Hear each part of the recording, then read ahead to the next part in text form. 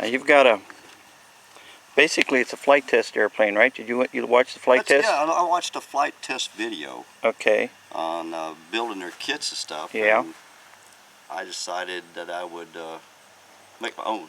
Okay. Cut it out of foam board. Did you go by their plans at all, or? I used their plans on a little bit on the Spitfire just to Yeah. see how they did stuff. Yeah. After that, I just measured everything myself. Just measured it out? Okay, cool. Turn it upside down one time. Okay, you've got the under cantilever wings. All right. And basically it's the flight test fuselage. Did you do the A and B folds like they showed, or did you just swing it? The A and B folds? Yeah. You know, by cutting the foam out of the Yeah, edge? yeah. I measured those and I went ahead and cut them out myself. Okay. Freestyled them. Okay. So. Turn it back over again. Now what I find interesting is the way you did your, particularly interesting is the way you did your hatch here. Because right now, I can see everything in here. You've got a little drop to your nose there, which makes it look cool. You've actually got a foam. That's actually foam, isn't it? Foam turtle deck, yeah. Okay. It's foam board with a paper off of it, and I was able to mold it a little bit, and then it's sandable, so I can sand it a little bit. And you beveled your edges right down here. I did. Okay. I beveled the edges on the side here so it fit down and make good physical contact. Okay. And I did the same thing on the front noses here on the rollovers. Now you got 2 holes. Is that plywood up front there you're going into? That's a little piece of plywood. Okay, that's what your motor's mounted to? Mounted to. All right. I doubled this up in here. They make, I think Flight Test makes their movable motor pods. Yeah, and I didn't care swappable, for that. Swappable, they call them, yes. Swappable, and I didn't care for that. So I doubled up my inside, made me a pocket in there so I could actually get to it. And I'm trying to figure out, well, how can I do this without so it looks more uniform like a plane? And so I came up with my hatch. All right, your hatches, let me see your hatch a second there. My hatch is all rounded. It matched the molding, the roundness of the top of the hood, the top nose deck, and whatever. Okay. But you've got little feet there to lock it in place. I got 2 little dowels here glued in, and I got a couple of magnets back here, and a couple of washers down here on the deck that it snaps to, and it holds very well. Okay. I made a plate at the bottom. Yeah. For the width of this here, so it matched in first, and then I made a template of a raised area here out of foam board on the front and back, and then I glued that on there but left room enough to be able to roll around, and I tapered these edges so I could actually push it around. Now I kind of glued one side at once and then rolled it over to the point here, and then I glued the rest of it and brought it over. It's all foam board then?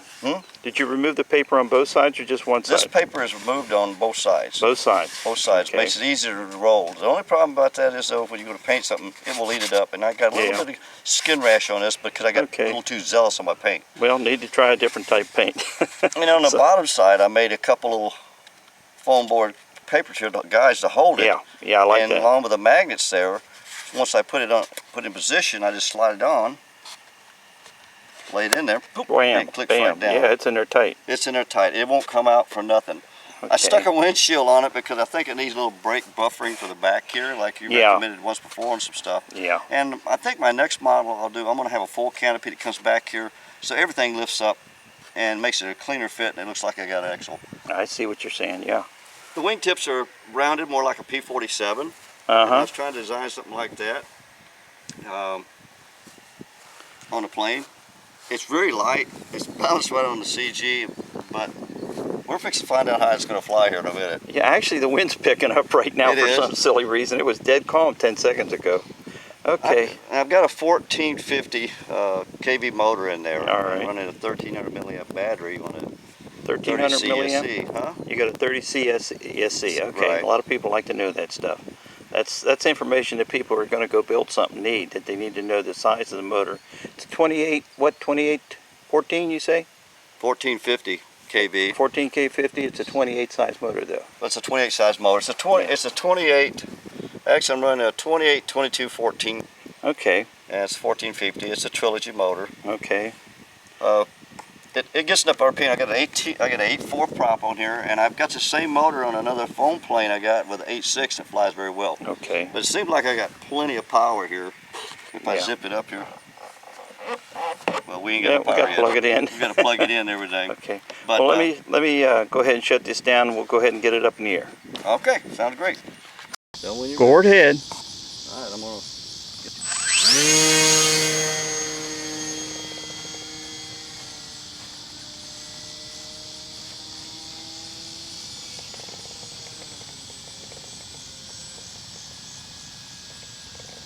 And where you at? I lost you already.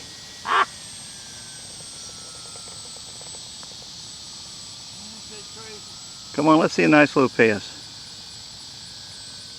Here we come.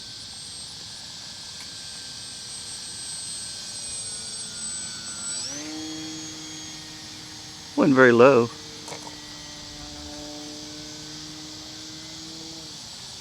I'll get you lower. Bring the fighter down. Here we go.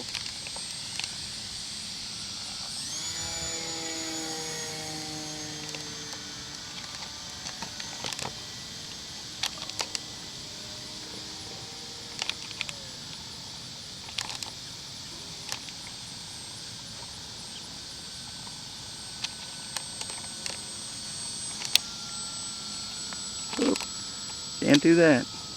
Get it? Yeah, I got it. I tried to magnify it and it don't work. You can't find it. Yeah. You got to go to infinity.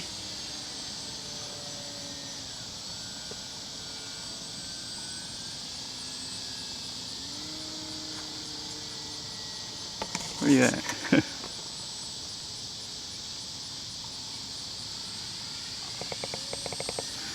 Lost you in the trees.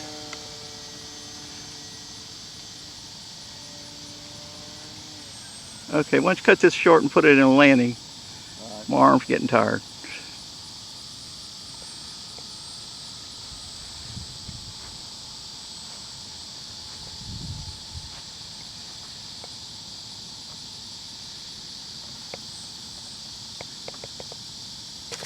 Just like a feather.